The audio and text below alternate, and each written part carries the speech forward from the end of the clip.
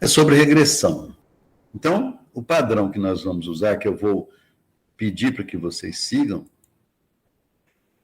ele tem alguns detalhes que eu queria chamar a atenção aqui, vou dar exemplo, vou destacar nos exemplos esses detalhes, como que eu faço. Vocês estão vendo aí a metade de uma folha A4.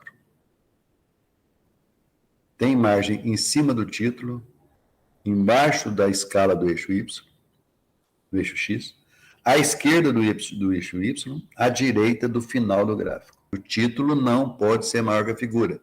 Você não pode escrever nada nas margens. O eixo X, como é que você faz o eixo X? Ele começa com o menor tratamento, pertinho do zero. 1 milímetro, 2 milímetros pertinho do zero. Para não gerar espaço, uma coluna em branco à esquerda. Então, você faz ele bem pertinho. Se aparecer uma coluna, vai ser bem estreita. O maior tratamento você coloca lá no final do eixo X, exatamente no final. Não fica nada à direita, senão você vai criar uma coluna, espaço à direita. Não tem essa coluna. Termina o 21, termina o gráfico. No começo da margem. O eixo Y segue a mesma ideia. O menor valor que você vai usar na sua escala, ele sempre menor um pouquinho que o menor valor estimado. Por exemplo, lá deu 16, você começa no 15. Lá deu 1,6, eu comecei no 1,5. Para um espaço de 1 milímetro, 2 milímetros, em relação ao 0,0. E termina, você vê o maior valor estimado, e coloca um valor um pouquinho acima.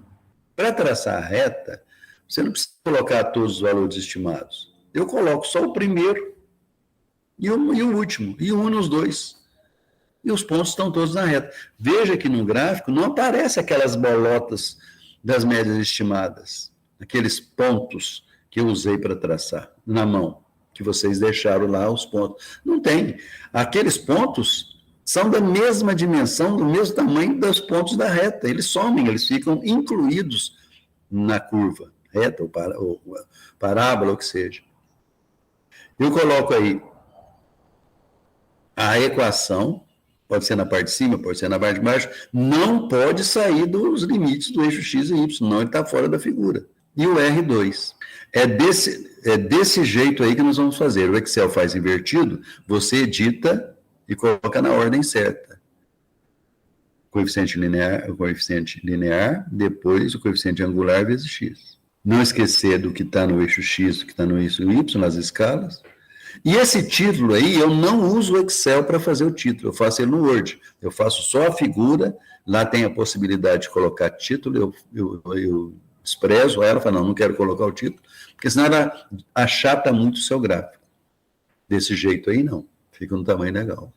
O comentário da figura não cabe na mesma meia página. A meia página é só para a figura com o seu título.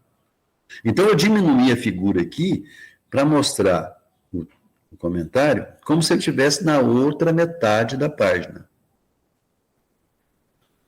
Como que eu faço o comentário? Na reta de um jeito, na quadrática de outro jeito, na cúbica parece com a da quadrática, mas tem mais informações. Na linear é o mais simples. Você sabe que no eixo X estão os tratamentos em ordem crescente. Pode ser até em ordem crescente, não importa.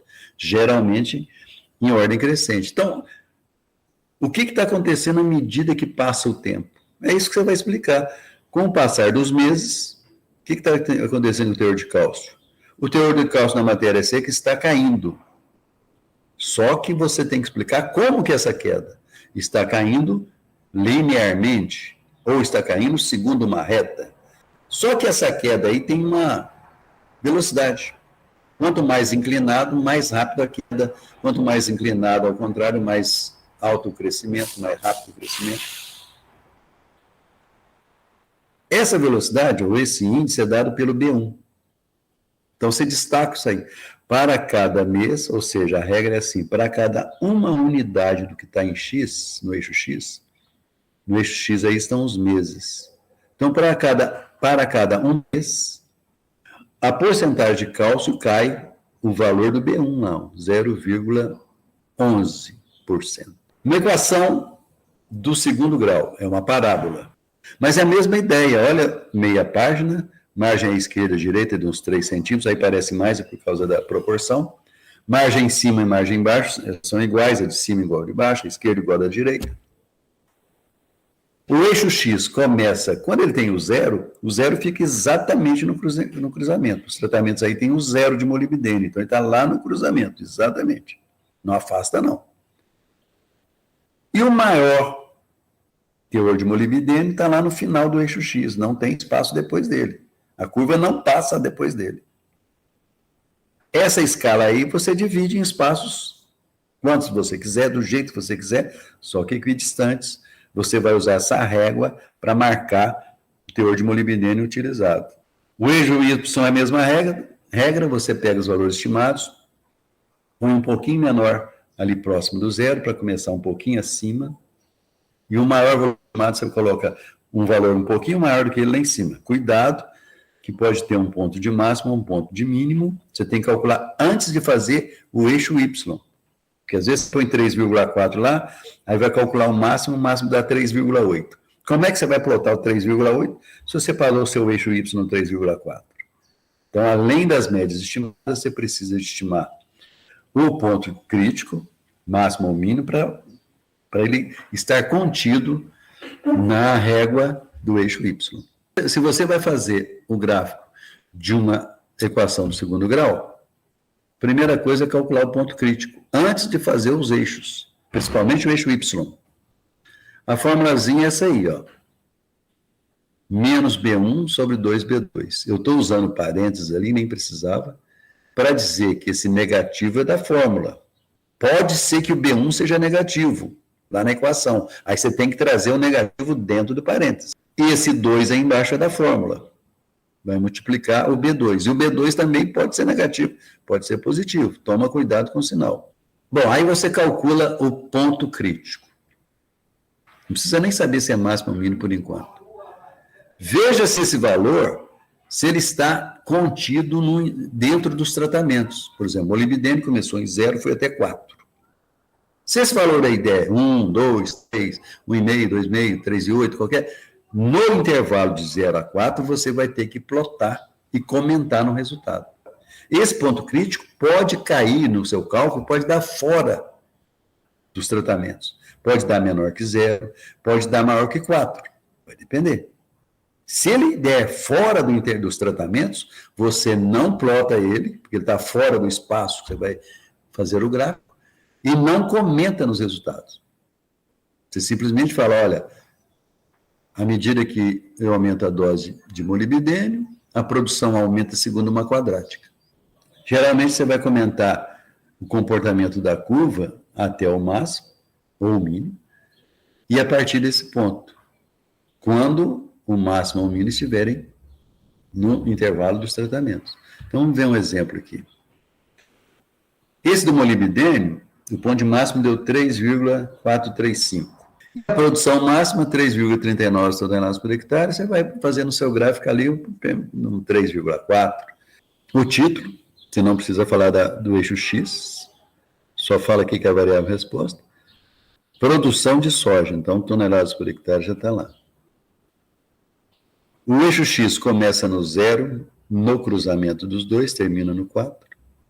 O ponto máximo deu em 3,44, então está no intervalo, eu vou ter que plotar esse ponto e vou ter que comentar. Vamos falar do ponto de máximo nesse exemplo. Foi no valor de 3,435 gramas por metro quadrado. Está dentro do intervalo estudado. Um pouco depois do 3, quase no 3,5.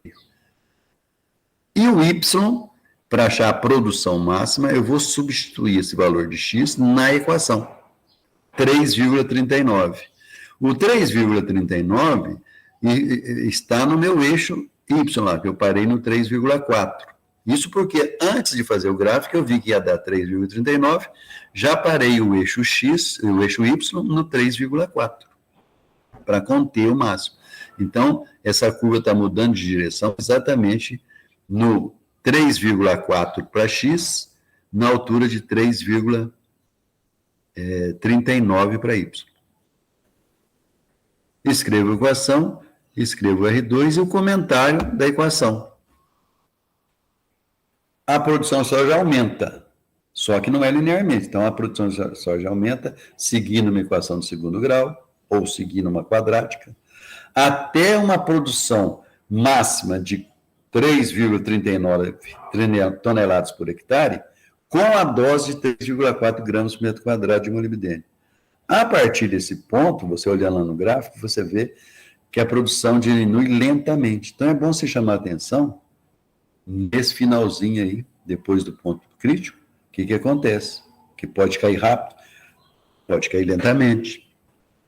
Primeiro, quando que você faz tabelas de médias? Se o fator for qualitativo. Fator qualitativo nem pensa em regressão, é tabela de médias. Aí você tem que pedir o teste Tukey. Fator quantitativo, se tiver só 2 ou 3 níveis, só 2 ou 3 tratamentos, não pede regressão também, pede teste Tukey. Se o fator for quantitativo, mas o teste for não significativo, você nem olha a regressão, você pode até ter pedido, mas não adianta olhar. Você tem um fator quantitativo, com um monte de níveis, não importa, aí você pede regressão. Ele vai soltar a regressão. Mas você olha primeiro na análise de variância. Se o teste F na análise de variância para os tratamentos for não significativo, você vai fazer uma tabela de médias com a letra A para todas as médias. Porque se o fator der não significativo, não tem diferença entre as médias. Não adianta olhar a regressão, que você já pediu, porque tinha vários níveis, não se encaixava nos outros dois, mas vai sair aquele resultado, mas você não vai usar, porque você não sabia que o teste F ia dar não significativo. Deu não significativo, quer dizer, não adianta tentar regressão. Você já tentou, tudo bem, larga para lá, pega as médias observadas, faz uma tabela de médias, coloca a letra A para todas. Não precisa pedir teste Tukey. Não vai achar diferença, já está pronto aí. Você só vai tentar, e aí não quer dizer que você vai fazer, mas quando o fator for quantitativo, com mais de 3 níveis, você pede regressão no CISVAR. Está tentando fazer. E olha o teste F se deu significativo. Se for, aí você vai olhar o resultado da análise de regressão. Um resumo seria isso aí, ó. As colunas são o fator, o teste F para o fator, quantos tratamentos ou níveis tem o fator, quantas categorias, o teste F para os parâmetros de regressão, B1, B2, B3, primeiro grau, segundo grau, terceiro grau, o valor do R2 e, na última, o que você deve fazer. Então, primeira possibilidade, se o fator é qualitativo. Você nem olha o F para tratamentos, não interessa, nem precisa preocupar com isso. Qualquer que seja a quantidade de tratamentos, 10, 20, mas se for qualitativo, você vai pedir o teste Tukey. Aí você vai olhar o resultado. É o que vocês estavam fazendo desde o início. Segunda possibilidade, fator quantitativo. Opa! Não, mas só que só tem 2 ou 3 tratamentos, 2 doses ou 3 doses. Não faz regressão. Vai fazer tabela de médias. Por quê? Quando eu tenho 2 ou 3 doses, eu preciso de sobrar um grau de liberdade na análise de regressão para testar se o modelo é apropriado. Com isso aqui não vai ter jeito de fazer grau de liberdade. Sobrar grau de liberdade, eu só vou olhar a reta. E quando só a reta, a gente não faz. Fator quantitativo, com vários níveis. Qualquer quantidade, mais do que 3, porque se for 2 ou 3, você já cai no item 2. No item 3, ele tem 4, 5, 6, 10. E é quantitativo. Aí você pede regressão. Porque você tem que pedir regressão para ver se o teste F para tratamentos foi significativo ou não. Se ele for significativo, você vai olhar a regressão. Se ele for não significativo, igual o caso aí, ó, você pediu regressão, porque era quantitativo, tinha vários níveis, você pediu regressão. Só que a hora que você olhou na análise de variância, deu não significativo. Você não sabia. Já pediu regressão, mas como deu não significativo, você vai fazer uma tabela de médias e colocar a letra A para todas as médias. Como é que faz essas médias? Vocês vão ver no exemplo aqui, que tem elas lá, as médias observadas. Não precisa se aplicar, pedir teste Tukey, fazer de novo, nada disso. Outra possibilidade, o fator é quantitativo. Tem 4 ou mais tratamentos. Você vai pedir regressão.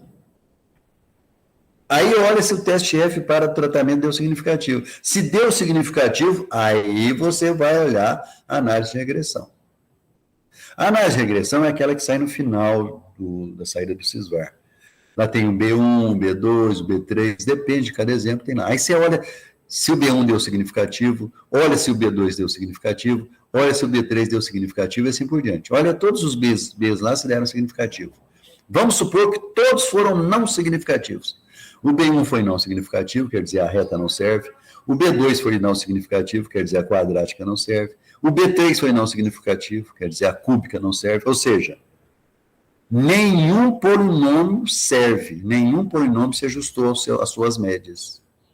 Você vai parar o exemplo e vai escrever tentar outros modelos. Então, é um caso que você tentou a regressão e não conseguiu. Estava tudo indicado para ter regressão, só que o polinômio não serviu. Vamos ver outra situação. Quantitativo, 4 ou mais doses, você pediu regressão, olhou na análise de variância, deu significativo para os tratamentos, aí você vai olhar na análise de regressão. Mesma coisa. Vai primeiro ver se deu algum significativo dos efeitos. B1, B2, B3, B4. Digamos que algum deles deu, alguns deles, B1 e B2. Ou só o B1, não importa.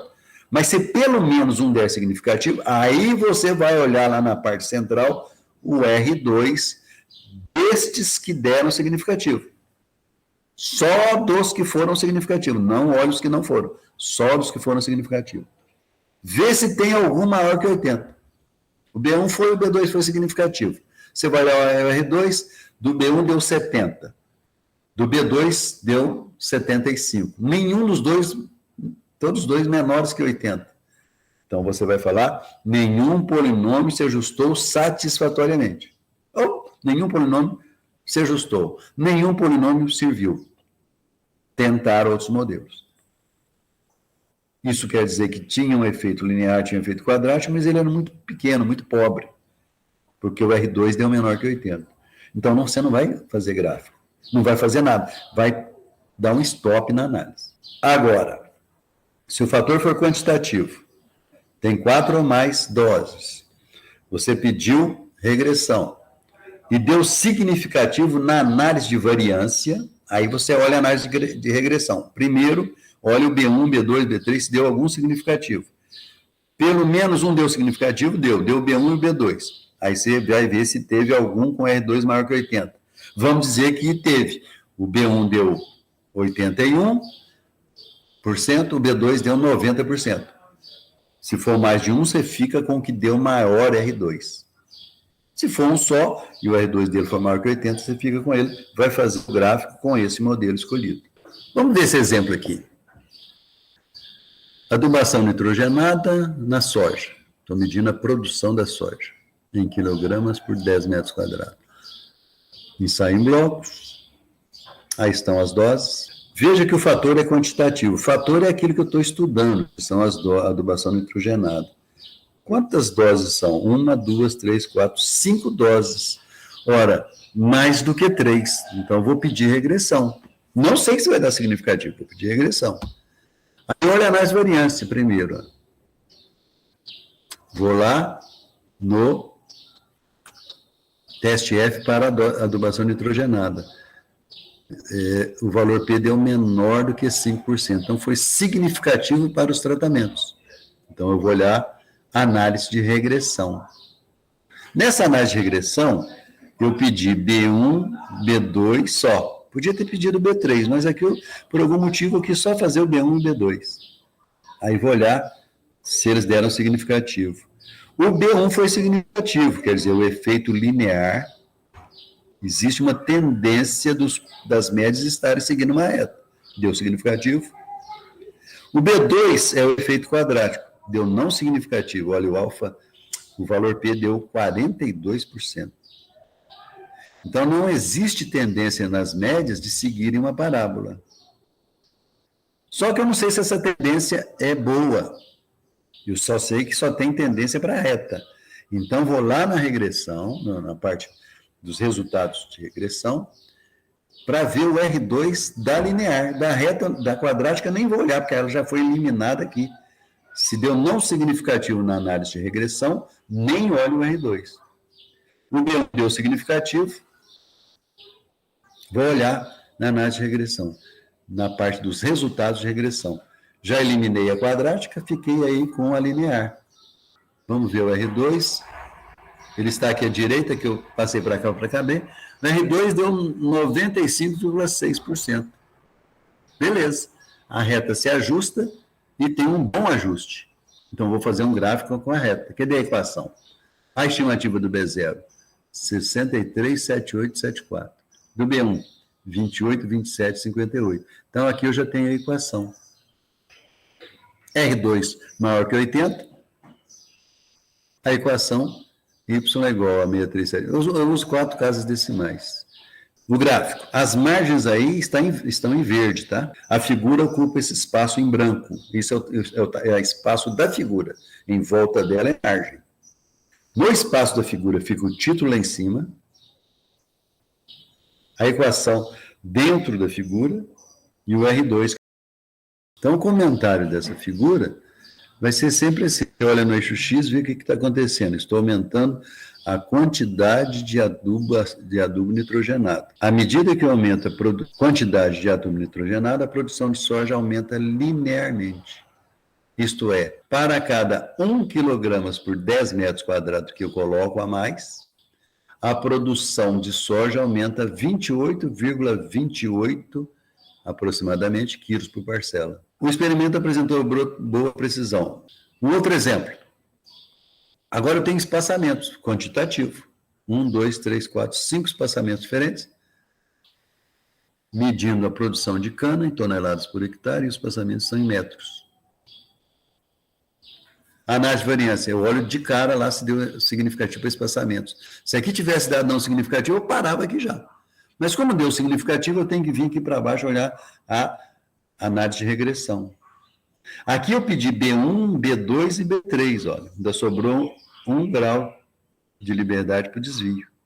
Cada efeito que você pede aqui consome 1 grau de liberdade. Olhando a análise de variância, eu tinha 4 graus de liberdade para espaçamentos. Se eu quero deixar 1 para o desvio, eu poderia pedir o B1, B2 e o B3. Não posso pedir o B4. Vamos ver o que deu significativo. Linear, menor que 5, significativo. Quadrática, significativo. A cúbica deu não significativo. 89% o valor P. Isso quer dizer que a cúbica não serve. Os meus dados não mostram tendência, as minhas médias, de seguir uma equação cúbica. Mas pode ser representado por uma quadrática e por uma linear. Como pode representar por duas, eu tenho que escolher a melhor. E quem me fala qual a melhor é o R2. Vou agora olhar lá nos resultados da regressão, só o R2 da linear e da quadrática, não vou olhar da cúbica. Da cúbica não foi, está fora. Então, eu já excluí a cúbica aqui nos resultados, tenho primeiro a linear, tenho em segundo a quadrática. Da linear, está aqui em cima, ó. Depois do B0 B1, que são as estimativas dos parâmetros, eu tenho à direita aqui 12,4%. Descendo aqui para a quadrática, deu 96,88%. Então, a quadrática se ajustou e se ajustou bem. Tá? Se você olhar o R2 da cúbica, deu 96,90%, maior que a da quadrática. Só que você nem olha, se você olhar, ela vai te confundir, porque ela já foi desclassificada. Ela deu o B3 não significativo, já está fora, não importa o R2. Olha só esses dois. Quadrática maior R2, tinha dado significativo, vai ser, jogo fora linear. Vou pegar as informações aqui da quadrática para a equação, aqui as estimativas de B0, B1, B2. Daqui eu tiro a equação, ó. Pego as médias estimadas, que eu vou mostrar na sexta-feira, para fazer esse gráfico. Isso que está em verde aí na sua tela é a margem da folha. Isso que está em branco é o espaço que a figura, o espaço da figura. O título está dentro do espaço da figura, as escalas, a curva não tem bico, é uma parábola quase que perfeita, por causa que a definição não foi boa, ela tem que ficar certinho. Não tem as bolotas aparecendo aí, que são as médias estimadas, elas não aparecem porque elas estão contidas nessa curva. A curva para no último tratamento, não passa para depois, não para antes. Não tem desperdício de espaço aí. E o comentário? Aquele padrão mesmo. A produção de cana aumenta de uma forma quadrática, com o aumento do espaçamento. Até o espaçamento de 1,18, isso eu calculei antes, né? Que forneceu uma produção de 88,5 toneladas por hectare. Produção máxima. Após esse espaçamento, a produção decresce rapidamente. Olha como que é importante você comentar. Bom, esse exemplo 8, esse da cana-de-açúcar que a gente acabou de falar. Só que eu mudei os dados. Os tratamentos não, mas os dados. Fiz a análise de variância. Nesse 8A, nessa primeira versão, olha o que aconteceu. A hora que eu olhei a análise de variância, o teste F para tratamentos foi não significativo. Nem olha para a regressão. Eu tinha pedido a regressão, eu não sabia que ia acontecer. Era quantitativo, tinha cinco espaçamentos, então eu pedi regressão. Só que deu não significativo. Não tem diferença na produção de cana para esses espaçamentos. Você pode usar qualquer um, vai dar a mesma coisa. Então não adianta você olhar a regressão. Deu não significativo aqui para os tratamentos, na análise de variância, você já vai parar. Por quê? Porque as médias são iguais. Então preciso fazer uma tabela de médias. Não posso parar simplesmente sem apresentar resultados. O relatório tem que ser ou um gráfico ou uma tabela de médias. Como não tem gráfico, vou ter que fazer a tabela de médias. Preciso das médias, não preciso do teste Tukey, porque se deu não significativo, eu vou colocar para todas elas. Aonde que eu vou pegar essas médias se eu fiz análise de variância e pedir regressão, se eu não pedir teste Tukey? Você pode escolher onde você quiser aqui, ó. A tabela vai ser assim: produções médias de cana-de-açúcar, espaçamentos, as médias e letra A para todos. Da onde que eu tirei os espaçamentos? São os tratamentos. E as médias, se eu não pedir teste Tukey? Eu posso pegar aqui, a variável independente são os tratamentos. As médias observadas são as médias verdadeiras. Não vou usar as estimadas aqui. As estimadas se eu fosse fazer a regressão. Peguei o mesmo exemplo, fiz uma outra mudança. Veja a análise de variância. Se o teste F foi significativo, eu vou ver a análise de regressão. Já está aqui, ó. Eu pedi B1, B2, B3. Vamos ver o que deu significativo. O B1 foi não significativo, o B2 foi não significativo e o B3 foi não significativo. Então, veja bem.